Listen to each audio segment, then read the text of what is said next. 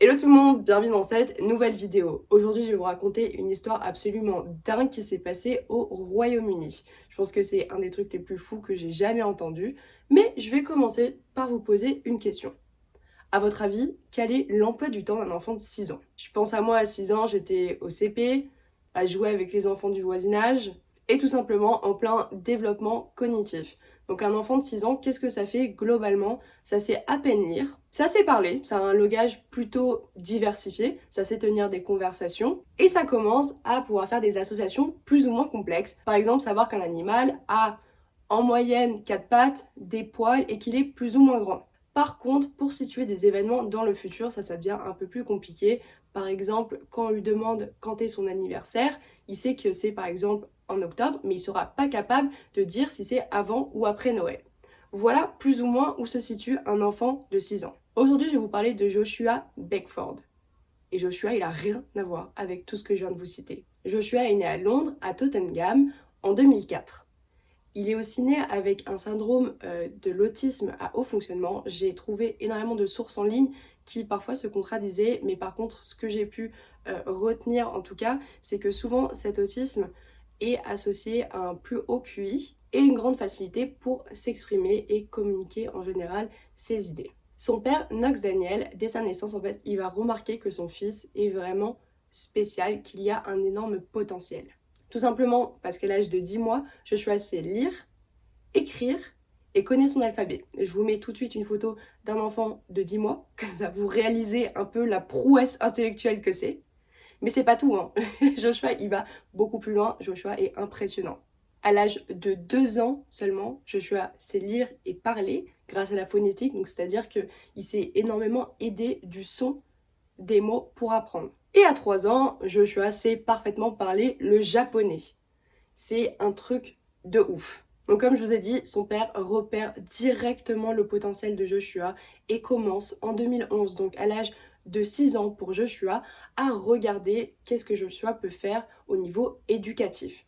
Donc il va se renseigner, il va regarder les universités, quelles universités acceptent en fait aussi d'avoir des gens aussi jeunes dans leur programme, et il tombe tout simplement sur l'université d'Oxford qui se trouve à Londres. Donc l'université d'Oxford, déjà c'est top 5 mondial, tout simplement, à côté de Harvard et tout ça. Mais ils sont surtout connus en fait pour leur équipe de recherche qui les a vraiment propulsés à un rang de prestige mondial. Je vais vous donner par exemple une étude et une recherche qu'ils ont menée récemment, donc le développement du vaccin AstraZeneca pour le Covid.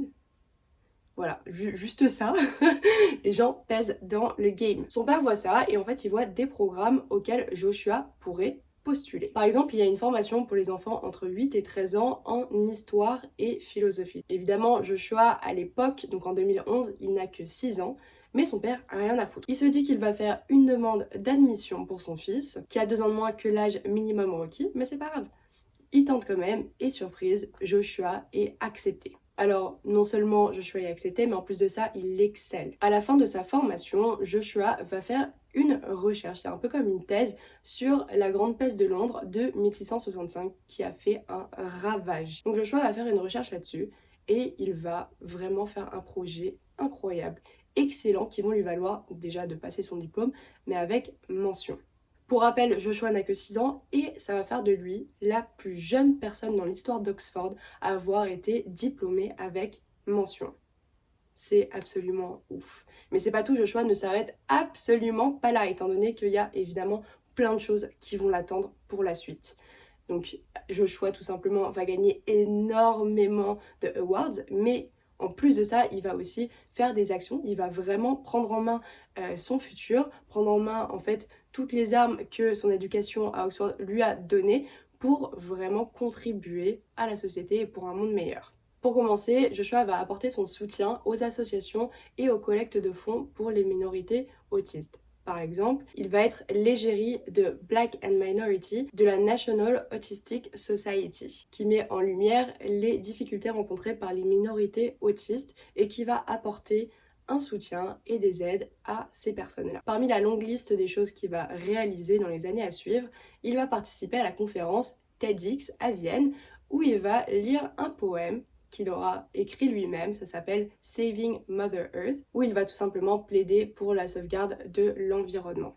En 2017, il va gagner le National Diversity Award comme étant un modèle positif pour les personnes de son âge, mais c'est pas tout. Il a aussi été remarqué comme une des 30 personnes au monde les plus remarquables atteintes d'autisme. Il a aussi été nommé ambassadeur pour des associations comme LIFE, donc Low Income Family Education, donc c'est une association qui se trouve en Afrique et au Royaume-Uni. Donc pour l'Afrique, pour citer quelques pays, donc il y a Nigeria, Ouganda, Ghana, Afrique du Sud et Kenya. Donc en fait, ils vont créer des opportunités pour les enfants issus de familles avec bas revenus pour que non seulement ils puissent donc s'intégrer à la société, mais en plus de ça, avoir de meilleures chances. La liste est vraiment longue et je pense qu'il ne s'arrêtera pas de sitôt d'œuvrer pour tout simplement un meilleur monde. Et donc aujourd'hui, Voshua, il a 18 ans. Il a envie de devenir neurochirurgien et il a déjà pratiqué plusieurs opérations grâce à un outil qui s'appelle Microsoft Surgery Simulator qui lui a permis en fait de réaliser des opérations assez variées, par exemple sur une ablation de la cataracte, hernie ou aussi opération de la jambe.